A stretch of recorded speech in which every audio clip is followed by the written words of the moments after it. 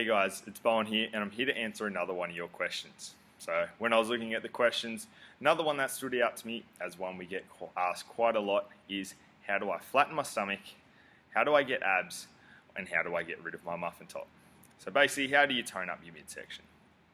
So one bit of advice I was always told is abs aren't built in the gym, they're built in the kitchen. Okay, so that's basically saying that the most important thing when you're wanting to tone up your midsection is your diet. Okay. Then from there, it's that combination of cardio and weights. And then from there, it's your core training. Okay, so your sit-ups, crunches, those sorts of things. Now, why is the diet the most important? Okay, well, your midsection, it contains all your organs, including your stomach, your intestines, those sorts of things. Okay, also in terms of losing fat, okay, as we know, diet is quite important with that.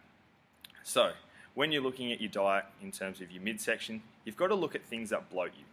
Whether you've got an intolerance, okay, so whether it be lactose or gluten intolerance, because if you have any of those, they're going to promote bloating as well. Okay, if you have things along the lines of PCOS, any other condition along those lines, that's definitely going to affect your midsection. Unfortunately, ladies, okay, menopause does also affect that area there too.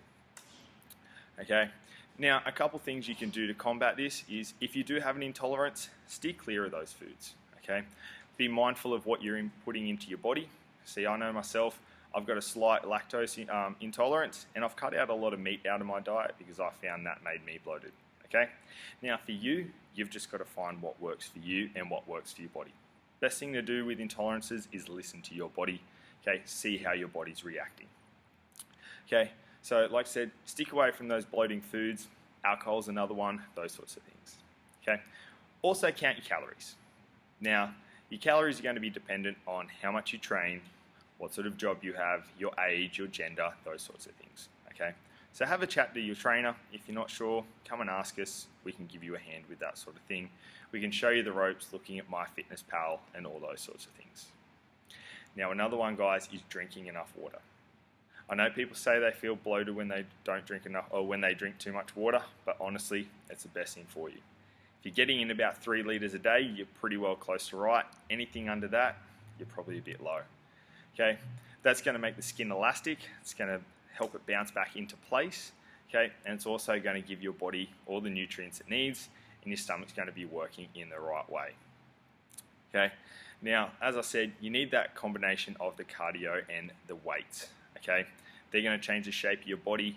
They're going to help you with that fat loss as well. Okay, and again, that core work. Okay, so doing abs at the end of boot camp, putting a bit of abs into your training, those sorts of things, they're going to help strengthen your core. So when you lose that little bit of fat off the front of your stomach, okay, your core is going to be nice and prominent. So that's the thing, you can have quite a strong core with not having abs and vice versa. But if you've got strong core and you've got abs, you've got the best of both worlds. Now guys, the biggest thing to remember, different people move at different rates, okay, so does their bodies, okay? So what works for you might necessarily work for someone else, okay? And how long it takes you may take someone else a shorter or a longer amount of time. So guys, I hope this has helped. If you have any other questions about this, don't hesitate to ask myself or one of the other trainers here. We'll be more than happy to give you a hand. Cheers.